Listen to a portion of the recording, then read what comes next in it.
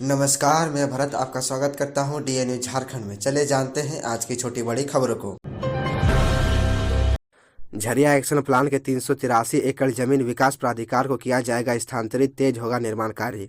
Jharia action plan की लगातार monitoring केंद्र सरकार कर रही है। पीएमओ की ओर से भी मामले की गंभीरता को देखते हुए हाई लेवल कमेटी का गठन किया गया है। वहीं अब बीसीसीएल प्रबंधन की ओर से बेलगड़िया गांव के 383 एकड़ जमीन स्थानांतरित की जाएगी। ये जमीन झरिया पुनर्वास व विकास प्राधिकार की देने की तैयारी की जा रही है, जहां विकास प्राधिकार की ओर से भवन निर्माण कर विस्थापितों को बसाया जाएगा। बीसीसीएल निदेशक मंडल से स्वीकृति दिए जाने के बाद बेलगड़िया की जमीन झरिया पुनर्वास व विकास प्राधिकार का स्थानांतरित किया जाएगा। जानकारी हो कि साल 2009 से धनबाद में झरिया एक्शन प्लान पर काम किया जा रहा है। क्षेत्र में तभी से कोयला खदानों के अग्नि प्रभावित क्षेत्रों से लोगों को बसाने पर काम किया जा रहा है। ये देश का सबसे बड़ा कोलियारी इलाका है।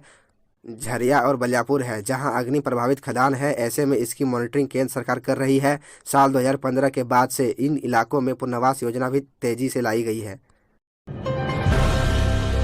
झारखंड की बेटी Asha Kiran national coaching camp के लिए चुनी गई सबसे कम उम्र की एथलीट। खेल मंत्रालय की ओर से बेंगलुरु में नेशनल कोचिंग कैंप का आयोजन होना है। इसमें एथलेटिक्स खिलाड़ियों के लिए मार्च माह तक विशेष कैंप लगाए जाने हैं। इसके लिए देश भर के कुल 54 खिलाड़ियों को चयनित किया गया है।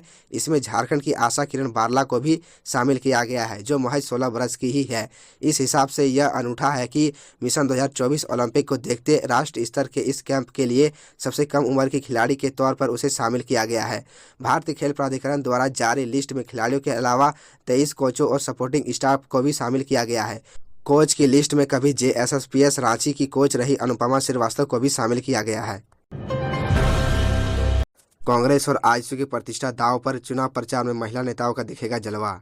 रामगढ़ विधानसभा उपचुनाव को लेकर राजनीतिक पार्टियां रेस हो गई है। मुख्य रूप से इस सीट पर कांग्रेस और आजसू की प्रतिष्ठा दांव पर है।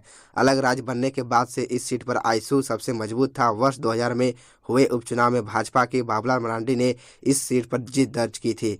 इसके बाद हुए 3 चुनाव में आजसू के चंद्रप्रकाश चौधरी ने लगातार जीत दर्ज की थी। पिछले विधानसभा चुनाव में आजसू ने चंद्रप्रकाश चौधरी की पत्नी सुनीता चौधरी को प्रत्याशी बनाया था, लेकिन वह आजसू के वर्चस्व को कायम नहीं रख सकी और कांग्रेस की ममता देवी ने उन्हें 28,000 वोट से हराया था। यहाँ यह बात भी दीगर है कि पिछले विधानसभा चुनाव में एक तरफ जहां कांग्रेस, राजद और झामुमो का महागठबंधन था, वहीं भाजपा और आजसू अलग अलग चुनाव लड़ रही थी। भाजपा प्रत्याशी रंजय कुमार को 31,000 से ज़्यादा वोट मिले थे और यह चर्चा का विषय भी बना था कि यदि भाजपा और आजसू का गठबंधन रहता तो रामगढ़ कांग्रेस की झोली में नहीं जाती। बहरहाल अब एक बार फिर से रामगढ़ की चुनावी बिसात बीत गई है। इस बार की चुनावी बिसात में वर्ष 2019 के चुनाव से अलग दृश्य देखने को मिलेगा। यह तय है कि महागठबंधन का साझा प्रत्याशी कांग्रेस का होगा और यह भी तय माना जा रहा है कि भाजपा और आजसू भी मिलकर चुनाव लड़ेंगे। पिछली चुनाव वाली भूल न तो भाजपा करने जा रही है और न ही तो आजसू। सिमडेगा पुलिस को मिली बड़ी सफलता। 72 घंटे के अंदर आगजनी कांड में शामिल उग्रवादियों को किया गिरफ्तार। बता दें कि 19 जनवरी को हटिया राउरकेला सेक्शन के अड़ोगा स्टेशन के नए भवन के पास प्रतिबंधित पीएलएफआई ने उग्रवादियों ने रेलवे निर्माण कार्य में लगे जेसीबी मशीन और पानी टैंकर को आग लगा दी थी। सिमडेगा पुलिस ने मामले में अनुमंडल पुलिस पदाधिकारी डेविड के नेतृत्व में एसआईटी का गठन किया गया था। एसआईटी ने तीव्रता कार्रवाई करते हुए 72 घंटे के अंदर आगजनी कांड में शामिल सभी पीएलएफआई के सभी उग्रवादियों को गिरफ्तार कर लिया। जागेश्वर सिंह, दीपक तोपने, किशोर सोरेन, जॉन सोनी को गिरफ्तार कर जेल भेज दिया गया। गिरफ्तार उग्रवादियों के पास से 3 बाइक जब्त किया गया है। वही 3 अन्य उग्रवादियों को भी पुलिस ने गिरफ्तार किया है, जिसमें ऑनसन बरला, आनंद सिंह और प्रकाश साहू शामिल है। मामले में पुलिस ने कार्रवाई करते हुए उपद्रव करने वालों को धर दबोचा। इसकी जानकारी एसपी सौरभ कुमार ने प्रेस कॉन्फ्रेंस में दी। रणजी लीग का आखिरी मैच कर्नाटक व झारखंड के बीच 24 जनवरी से किनन स्टेडियम में 24 जनवरी से कर्नाटक और झारखंड के बीच रणजी लीग का आखिरी मैच खेला जाएगा। दोनों टीमें 6-6 मैच खेल चुकी है। कर्नाटक 29 पॉइंट के साथ टॉप पर है, जबकि झारखंड के खाते में 26 पॉइंट है। इससे पहले खेले गए मैच में कर्नाटक ने झारखंड को हरा दिया था।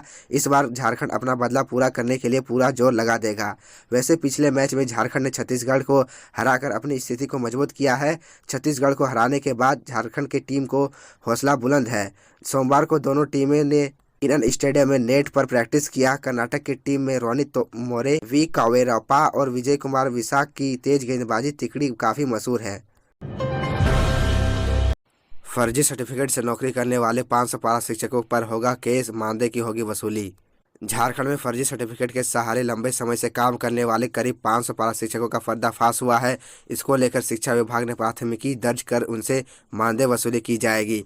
स्कूली शिक्षा एवं साक्षरता विभाग ने ऐसे शिक्षकों के खिलाफ सभी जिलों के अधिकारियों को कार्रवाई कर 31 जनवरी तक रिपोर्ट देने का निर्देश दिया है। शिक्षा सचिव के रवि कुमार ने इस संबंध में कहा है कि फर्जी प्रमाण पत्र के जरिए काम कर रहे ऐसे पारा शिक्षकों को कारण बताओ नोटिस जारी किया जाएगा, उनका पक्ष जानने की कोशिश की जाएगी। उसके बाद नियमानुसार कार्रवाई होगी। बताते चले कि राज्य सरकार के निर्णय के बाद शिक्षा विभाग की ओर से इन दिनों 61,000 शिक्षकों के सर्टिफिकेट की जाँच हो रही है। इनमें से करीब 52,000 पारा शिक्षकों के सर्टिफिकेट की जाँच हो गई है। बताया जा रहा है कि करीब 500 पारा शिक्षक ऐसे भी पाए गए हैं जिनका प्रमाण पत्र फर्जी है। झारखंड में 8वीं पास बनेंगे स्वयंसेवी शिक्षक, 2030 तक 100% साक्षरता का लक्ष्य तय। झारखंड में शिक्षा के थीम पर नव भारत साक्षरता कार्यक्रम का शुभारंभ किया जाएगा। इसके लिए अगले 5 साल का रोडमैप स्कूली शिक्षा व साक्षरता विभाग ने तैयार कर लिया है। 2030 तक राज्य में 100% साक्षरता का लक्ष्य रखा गया है। वर्तमान में 66.41% आबादी साक्षर है। कार्यक्रम के तहत 15 साल से अधिक उम्र के सभी युवा, महिला, बुजुर्गों जो साक्षर नहीं है उन्हें साक्षर बनाया जाएगा। इसमें अक्षर व संख्या का ज्ञान करवाया जाएगा ताकि वो पढ़ना और लिखना सीख सके। 5 साल तक चलने वाले कार्यक्रम में मूलभूत साक्षरता और कौशल विकास, सतत शिक्षा के बारे में बताया जाएगा। इसके लिए सभी सामग्री और संसाधन डिजिटल रूप से प्रदान किए जाएंगे। टीवी, रेडियो, सेलफोन के माध्यम से जानकारी दी जाएगी। ईडी ऑफिस पहुंचे डीसी रामनिवास यादव, 1,000 करोड़ के अवैध खनन मामले में पूछताछ। साहिबगंज में हुए 1,000 करोड़ रुपए के अवैध खनन केस में साहिबगंज के डीसी रामनिवास यादव से रांची स्थित ईडी ने जोनल ऑफिस में पूछताछ शुरू हो चुकी है। डीसी रामनिवास यादव 11 बजे ईडी कार्यालय पहुंचे। गौरतलब है कि 20 जनवरी को ईडी ने साहिबगंज डीसी रामनिवास यादव को समन कर पूछताछ के लिए तलब किया था। दरअसल ईडी ने अपनी जांच के दौरान पाया था कि अवैध खनन मामले में मुख्य आरोपी पंकज मिश्रा न्यायिक हिरासत के दौरान फोन के जरिए कई वरीय अधिकारियों के संपर्क में था। उसने साहिबगंज उपायुक्त से भी बात की थी। आदमखोर तेंदुए के बाद अब भालू का आतंक, महिला पर हमला कर किया लहूलुहान। गढ़वा में अभी आदमखोर तेंदुए की दहशत खत्म नहीं हुई थी कि अब भालू का हमला हुआ है। मामला गढ़वा जिला के भंडरिया का है। यहां सोमवार तड़के एक आधेड़ उम्र की महिला पर भालू ने जानलेवा हमला किया। घटना में महिला को गंभीर चोट आई है। फिलहाल वह महिला जिंदगी और मौत के बीच झूल रही है। सामुदायिक स्वास्थ्य केंद्र में महिला का इलाज किया जा रहा है। 12 चेकपोस्ट बने, मॉनिटरिंग कमेटी बनी, मगर नहीं रुक रहा कोयले का अवैध खनन परिवहन। राज्य में इन दिनों अवैध खनन और परिवहन एक चर्चित नाम बन चुका है। इस मामले में ईडी की जांच भी जारी है। इस अवैध उत्खनन के खेल में नेता, कारोबारी और अफसरों के नाम सामने आ चुके हैं, मगर यह खेल अभी भी जारी है। जबकि रांची जिला प्रशासन ने अवैध खनन और परिवहन को रोकने के लिए एक मॉनिटरिंग कमेटी गठित की थी। तत्कालीन डीसी छवि रंजन के आदेश पर इस कमेटी में 2 एसडीओ, 4 डीएसपी और माइनिंग ऑफिसर को रखा गया था। जहां से अवैध उत्खनन हो सकता है वैसे पॉइंट को चिन्हित कर 12 चेकपोस्ट बनाए गए। सभी चेकपोस्ट पर 24 घंटे मजिस्ट्रेट और पुलिस बल की प्रतिनियुक्ति भी की गई। उद्देश्य साफ था कि अवैध खनन और परिवहन किसी भी हाल में नहीं होने देना है, मगर यह सब कागज पर ही सिमट गया है।